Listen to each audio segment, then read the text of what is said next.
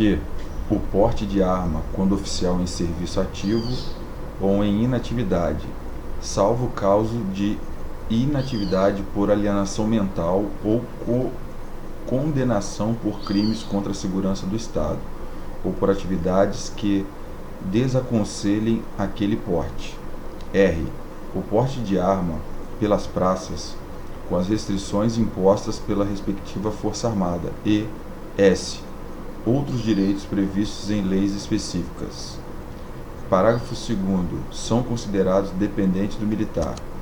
E pelo que eu estou vendo aqui, foi revogado pela medida provisória 2215, de 31/8/2001, nova lei de remuneração do militar, o seguinte: o parágrafo 1º, a percepção da remuneração correspondente ao grau hierárquico superior ou melhoria da mesma a que se refere o item 2 deste artigo, obedecerá às seguintes condições: oficial que contar mais de 30 anos de serviço. Então, aqui ele está tratando aqui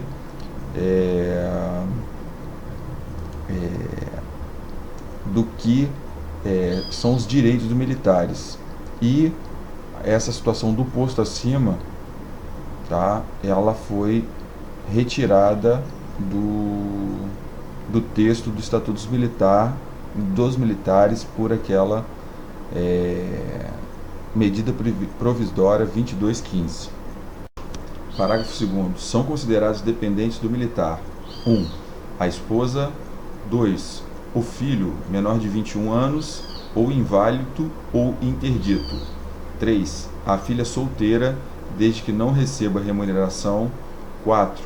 O filho estudante menor de 24 anos, desde que não receba remuneração. 5. A mãe viúva, desde que não receba remuneração. 6. O enteado, o filho adotivo e o tutelado, nas mesmas condições dos itens 2, 3 e 4. 7. A viúva do militar, enquanto permanecer neste estado, e os demais dependentes mencionados nos itens 2, 3, 4, 5 e 6 deste parágrafo, desde que vivam sob a responsabilidade da viúva. Parágrafo 8º. Item 8º. A esposa com direito à pensão alimentícia estabelecida por sentença transitada em julgado, enquanto não contrair novo matrimônio. Parágrafo 3º. São ainda considerados dependentes do militar, desde que vivam sob sua dependência econômica, sob o mesmo teto e quando expressamente declarados na organização militar competente. A filha, a enteada e a tutelada nas condições de viúvas, separadas judicialmente ou divorciadas, desde que não recebam remuneração. B. A mãe solteira, a madrasta viúva, a sogra viúva ou solteira, bem como separadas judicialmente ou divorciadas, desde que, em qualquer dessas situações, não recebam remuneração. C. Os avós e os pais, quando inválidos ou interditos, e respectivos cônjuges, estes desde que não recebam remuneração. D. O pai maior de 60 anos e seu respectivo cônjuge, desde que ambos não recebam remuneração. E. O irmão, o cunhado e o sobrinho, quando menores ou inválidos ou interditos, sem outro arrimo. F. A irmã, a cunhada e a sobrinha solteiras, viúvas, separadas judicialmente ou divorciadas, desde que não recebam remuneração. G. O neto, órfão, menor inválido ou interdito. H. A pessoa que viva no mínimo há 5 anos sob a sua exclusiva dependência econômica, comprovada mediante justificação judicial. I. A companheira, desde que viva em sua companhia há mais de 5 anos, comprovada por justificação judicial. E J. O menor que esteja sob sua guarda, sustento e responsabilidade, mediante autorização judicial. Parágrafo 4º. Para efeito do disposto nos parágrafos 2º e 3º deste artigo, não serão considerados como remuneração os rendimentos não provenientes de trabalho assalariado, ainda que recebidos dos cofres públicos, ou a remuneração que, mesmo resultante de relação de trabalho, não enseje ao dependente do militar qualquer direito à assistência previdenciária oficial.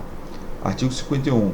O militar que se julgar prejudicado ou ofendido por qualquer ato administrativo ou disciplinar de superior hierárquico poderá recorrer ou interpor pedido de reconsideração, queixa ou representação segundo regulamentação específica de cada Força Armada. Parágrafo 1º. O direito de recorrer na esfera administrativa prescreverá a. Em 15 dias corridos, a contar do recebimento da comunicação oficial, quanto a ato que decorra de inclusão em cota compulsória ou de composição de quadro de acesso, e b. Em 120 dias nos demais casos. Parágrafo 2º. O pedido de reconsideração, a queixa e a representação não podem ser feitos coletivamente. Parágrafo 3º. O militar só poderá recorrer ao judiciário após esgotados todos os recursos administrativos e deverá participar esta iniciativa antecipadamente à autoridade à qual estiver subordinado. Artigo 52. Os militares são alistáveis como eleitores, desde que oficiais, guardas-marinha ou aspirantes a oficial, suboficiais ou subtenentes, sargentos ou alunos das escolas militares de nível superior para a formação de oficiais. Parágrafo único. Os militares alistáveis são elegíveis, atendidas as seguintes condições: a.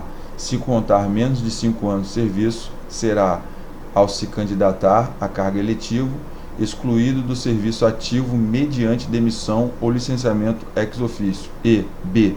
Se em atividade, com 5 ou mais anos de serviço, será, ao se candidatar a cargo eletivo, afastado temporariamente do serviço ativo e agregado, considerado em licença para tratar de interesse particular.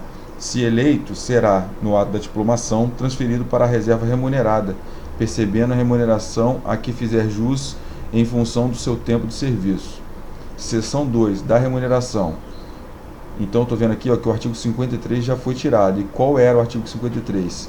A remuneração dos militares, devida em bases estabelecidas em legislação específica comum às Forças Armadas, compreende: 1. Na ativa, a. Vencimentos constituídos de soldos e gratificações, e b. Indenizações. 2. Na inatividade, a. Proventos constituídos de soldo ou cotas de soldo e gratificações incorporáveis, e b. Indenizações na inatividade. Parágrafo único. O militar fará jus ainda a outros direitos pecuniários em casos especiais. Foi retirado esse artigo 53. Artigo 53 foi retirado ou substituído. A remuneração dos militares será estabelecida em legislação específica comum às Forças Armadas. Compreende. Aí foi substituído pelo novo artigo 53. A remuneração dos militares será estabelecida em legislação específica comum às Forças Armadas.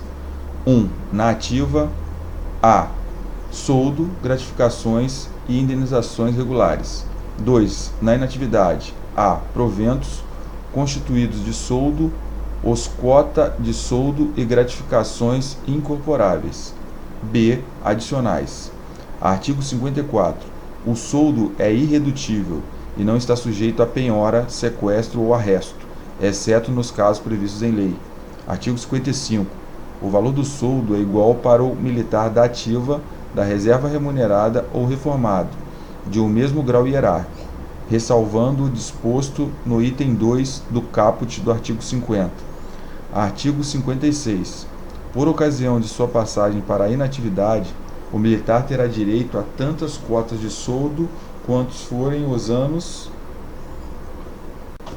de serviço, computáveis para a inatividade, até o máximo de 30 anos, ressalvado o disposto no item 3 do caput do artigo 50.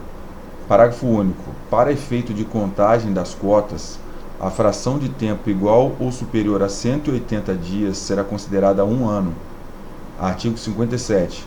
Nos termos do parágrafo 9º do artigo 93 da Constituição, a proibição de acumular proventos de inatividade não se aplica aos militares da reserva remunerada e aos reformados quanto ao exercício de mandato eletivo, quanto ao de função de magistério ou de cargo em comissão ou quanto ao contrato para a prestação de serviços técnicos ou especializados. Artigo 58. Os proventos de inatividade serão revistos sempre que, por motivo de alteração do poder aquisitivo da moeda, se modificarem os vencimentos dos militares em serviço ativo. Parágrafo único. Ressalvados os casos previstos em lei, os proventos da inatividade não poderão exceder a remuneração percebida pelo militar da ativa, no posto ou graduação correspondente aos dos seus proventos. Seção 3. Da promoção. Artigo 59. O acesso na hierarquia militar, fundamentado principalmente no valor moral e profissional, é seletivo, gradual e sucessivo, e será feito mediante promoções, de conformidade com a legislação e regulamentação de promoções de oficiais e de praças, de modo a obter-se um fluxo regular e equilibrado de carreira para os militares. O item 3 do caput do artigo 50, o artigo 50 ele trata de são direito dos militares, tá? Ele falou que o caput é a cabeça, tá? Em latim é o termo em latim que é a cabeça, a extremidade, então é a cabeça do artigo. Então, artigo 50, a cabeça do artigo 50 é são direito dos militares. E o item 3 é o provento calculado com base no soldo integral do posto ou graduação, quando não contando 30 anos de serviço, for transferido para a reserva remunerada ex officio, por ter atingido a idade limite de permanência em atividade no posto ou na graduação, ou ter sido abrangido pela cota compulsória. Parágrafo único. O planejamento da carreira dos oficiais e das praças é atribuição de cada um dos ministérios das forças singulares. Artigo 60. As promoções serão efetuadas pelo critério de antiguidade, merecimento ou escolha, ou ainda por bravura e post-mortem. Artigo 60. As promoções serão efetuadas pelos critérios de antiguidade, merecimento ou escolha, ou ainda por bravura e post-mortem. Parágrafo 1º. Em casos extraordinários e independentemente de vagas, poderá haver promoção em ressarcimento de preterição. Parágrafo 2º. A promoção de militar feita em ressarcimento de preterição será efetuada segundo os critérios de antiguidade ou merecimento, recebendo ele o número que lhe competir na escala hierárquica, como se houvesse sido promovido, na época devida, pelo critério em que ora é feita sua promoção. Artigo 61.